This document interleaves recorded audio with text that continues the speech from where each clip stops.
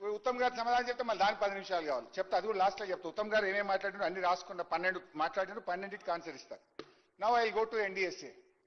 ఇక ఎన్డీఎస్ఏ గురించి మా ఉత్తమ్ అన్న ఇందాక మాట్లాడిండి. ఏం మాట్లాడిండి అంటే రాసుకున్నా. ఆయన మాట్లాడుతుంటే ఉత్తమ్ గారు మాట్లాడుతూ ఏమన్నారంటే ఎన్డీఎస్ఏ గురించి ఆయన మాట్లాడుతుంటే పెన్ పెట్టి రాసుకున్నా.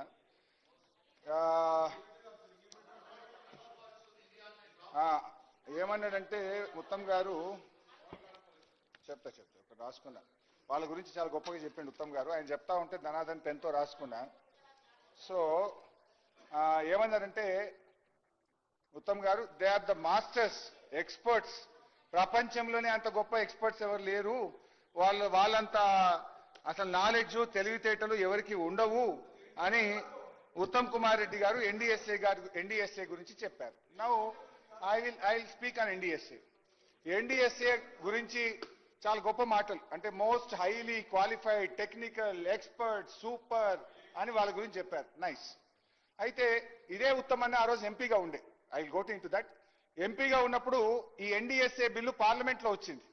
లోక్సభలో ఉత్తమ్ కుమార్ రెడ్డి గారు లేస్తూ it is unconstitutional, encroaching in to the state subject అని ఆ రోజు ఈ బిల్లును వ్యతిరేకించాడు ఉత్తమ్ కుమార్ రెడ్డి గారు. బట్ ఈ రోజు ఆ బిల్లు ఆ ఎన్డీఎస్ఏ చాలా గొప్పది అని చెప్పి మాట్లాడుతున్నారు. Okay, I will leave it. మాట మార్చొచ్చు. మీరు కంక్లూడ్ చేయండి. వాళ్ళు అన్ని కామెంట్ చేసుకుంటాం. మీకు ఇచ్చిన సమయం మినిమం 2 అవర్స్ అన్ని పార్టీలు మాట్లాడాలి. చాలా మంది సభ్యులు మాట్లాడవలసి ఉంది. మీరు 2 నిమిషాలు కంక్లూడ్ చేయండి. మధ్యాహ్నం 3 గంటలు ఒట్టి కూర్చోబెట్టింది మమ్మల్ని. ఎందుకు కూర్చోబెట్టింది సార్? ఎందుకు ఒట్టి కూర్చోబెట్టింది? కంక్లూడ్ చేయండి. 2 నిమిషాలు కంక్లూడ్ చేయండి. ఆగండి సార్. ఎలియా మినిస్టర్ గారు, ఏం సార్ ఇది? ఇట్లా గొంతు నొక్కకండి సార్. ఇది రాష్ట్ర భవిష్యత్తుకు సంబంధించింది సార్. Kindly sir. అరే 50 నిమిషాలు అయింది, అలా 100 నిమిషాలు మీరే మాట్లాడుతుంది సార్. మీరు మాట్లాడితే 1 అవర్ మాట్లాడి కానీ కంక్లూడ్ చేయండి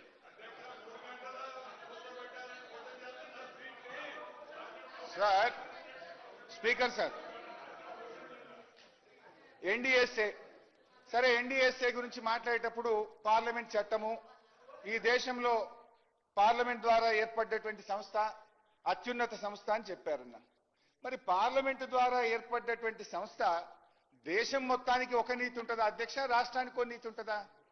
ఇప్పుడు ఇదే గోదావరి నది మీద మన మేడిగడ్డ దిగువన పోలవరం ప్రాజెక్టు కడితే ఆ పోలవరం ప్రాజెక్టు 10 సార్లు కూలిపోయింది. ఇవాళకి ఇప్పటి వరకు ఎన్డీఎస్ఏ కన్నెత్తి కూడా చూడలేదు, అటువైపు పోలేదు.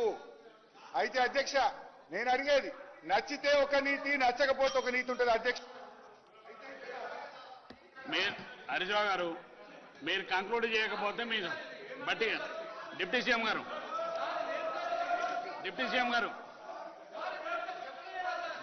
గారు ప్రాజెక్ట్ కట్టినరో ఆయన నాయకత్వంలోనే 5 సార్లు అది కూలిపోయింది.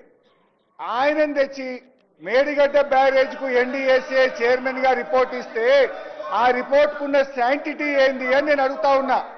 ఆ రిపోర్టుకి ఏం శాంటిటీ ఉంటుంది అని అడుగుతా ఉన్నా అధ్యక్ష. ఇకపోతే అధ్యక్ష, మరి అదే పోలవరం విషయంలో మరి పోలేదు.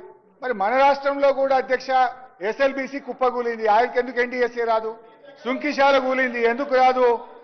మన వట్టెం పంప్ హౌస్ మునిగిపోయింది, ఎందుకు రాదు? పెద్దవాగు ప్రాజెక్టు కొట్టుకపోయింది, ఆడికి ఎన్డీఎస్ఏ ఎందుకు రాదు? దాని మీద ఎందుకు కమిషన్లు వేయరు? ఒక్క మేడిగడ్డ మీద మాత్రమే ఎందుకు ఇంత కక్ష అని చెప్పి ఈ రాజకీయమైన కక్ష అని నేను అడుగుతా ఉన్నా అధ్యక్ష. ఇవాళ ప్రభుత్వం కాళేశ్వరం కూలింది, 1,00,000 కోట్లు పోయిందని ఒకవైపు చెప్తారు. ఇంకొక వైపు హైదరాబాద్ కు కాళేశ్వరం నీళ్లు తెస్తామని 7,000 కోట్ల రూపాయలతో టెండర్లు పిలిచారు, ఇలా అగ్రిమెంట్లు చేశారు. మరి కాళేశ్వరం కూలేపోతే 7,000 కోట్లు హైదరాబాద్ కు మంచినీళ్లు, మూసీలో గోదావరి నీళ్లు పోసేటి యాడికేలు వస్తున్నాయి, అవి కాళేశ్వరం నీళ్లు కావా?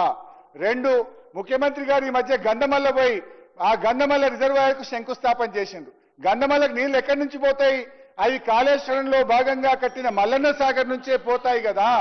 సో అధ్యక్ష, నేను అనేది, ఒకవేళ మీరు ఒప్పుకుంటే అందరం కలిసి జర్నలిస్టులు, ప్రజా సంఘాలు, మేము అందరం పోదాంపా. రంగనాయక సాగర్లో నీళ్లు పడుతున్నాయా లేవా? కాళేశ్వరంలో నీళ్లు పడుతున్నాయా లేవా? మల్లన్న సాగర్లో నీళ్లు వస్తున్నాయా లేవా? పోయి చూద్దాం పండి అందరం పోయి. ఇవాళ అనవసరంగా రాద్ధాంతం చేయొద్దు.